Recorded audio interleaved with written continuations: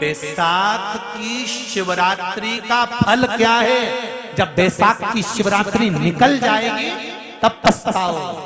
इसलिए मौका मिला है कि बैसाख की शिवरात्रि के दिन एक लोटा जल घर का एक एक व्यक्ति, भले मंदिर में लाइन लगाना पड़े पर मंदिर में जाकर शंकर को समर्पित जरूर करना है। उस जल की महत्वता को समझना है, जो स्कंद पुराण में, शिव पुराण में, लिंग पुराण में, नर्मदा पुराण में, गरुड़ पुराण में, सारी पुराणों में जिसका व्याख्यान वर्णन किया गया। साधारण है। बैसाख की शिवरात्रि आ रही है, छोड़ना मती।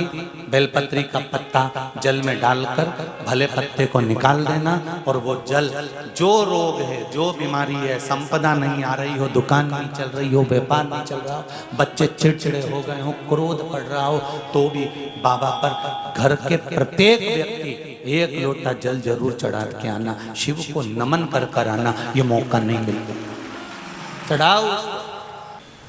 जब विशेष कोई दुख वाली बात आ जाती है या कोई तकलीफ खड़ी हो जाती है, बहुत बड़ी अगर कोई तकलीफ खड़ी हो जाती है, तो शिवलिंग के स्पर्श की जगह जहां से पानी बहता है, जाता है ये गोल, और यहाँ से जो भगवान के चरण है जहां से पानी नीचे गिरता है, समझ रहे हो ना सब लोग? उस स्थान पर अपनी जो ये हथेली होती है, इस हथेली को कुछ देर लगा लिया जाता है। कौन सा स्थान? जहां से शिवलिंग पर जल चढ़ा, ये जलाधारी में गोल घूमा, घूम के जहां चरण से नीचे जाता है, वहां कुछ देर के लिए इस हथेली को लगा लिया जाता है। अपनी हाथ की, सीधे हाथ की हथेली को लगाया जाता है। और देवाधिदेव महादेव का या तो पंचाक्षर मंत्र या षडाक्षर मंत्र या श्री शिवाय नमस्तुभ्यं, इस मंत्र का या महामृत्युंजय मंत्र का स्मरण कर लिया जाता है, और दिल की बात भगवान शिव से कह दी जाती है। हृदय से कहकर 2 दिन, ज्यादा से ज्यादा 3 दिन, ज्यादा से ज्यादा 5 दिन, बस 6ठे दिन की जरूरत नहीं पड़ेगी। बाबा रास्ता खोल देगा और कार्य सफल कर देगा। दिल की बात कहो शिव से, और जब दिल की बात कहोगे, हृदय की बात जब बाबा से कहोगे, तो बाबा सुनेगा, निश्चित है सुनेगा। एक महीने मासिक शिवरात्रि आती है, प्रत्येक महीने में शिवरात्रि आती है, और वो शिवरात्रि महीने में एक बार इसलिए आती है कि तुम अगर प्रतिदिन भगवान शंकर की आराधना नहीं कर सकते, प्रतिदिन अगर एक लोटा जल शिव को नहीं समर्पित कर सकते, शंकर को एक चावल का दाना भी अगर आप समर्पित नहीं कर सकते, एक बेलपत्र भी अगर मेरे औघड़दानी भगवान शंकर को नहीं दे सकते, तो एक काम करो कि महीने में एक बार शंकर के मंदिर के सामने से भी निकल कर चले जाओगे तो तुम्हारा कल्याण हो ही जाएगा। इतना भी बहुत।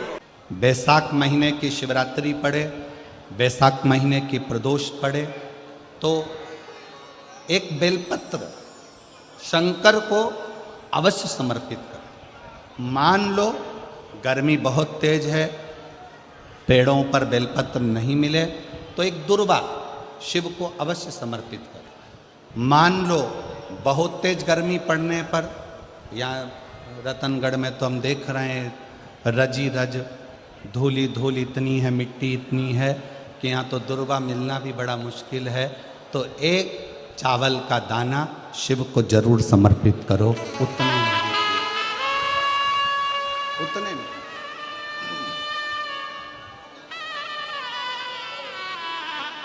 और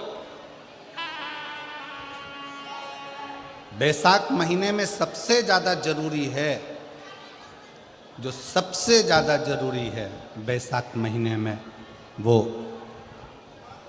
जलाशय, अर्थात अपने घर के नज़दीक में कोई पानी का स्थान हो, जलाशय हो, वहाँ का जल शिव को समर्पित करना, या शिव के नंदी के पास में। और हम तो कहेंगे शंकर का नंदी केवल मंदिर में मत देखो, तो जल समर्पित करो, साथ में कोई जीव का भी अगर कल्याण हो जाए आपके एक लोटा जल से तो उसको भी जल।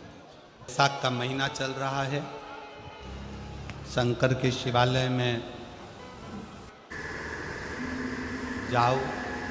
शिव के शिवालय में 3 स्थानों का स्पर्श अवश्य जरूर।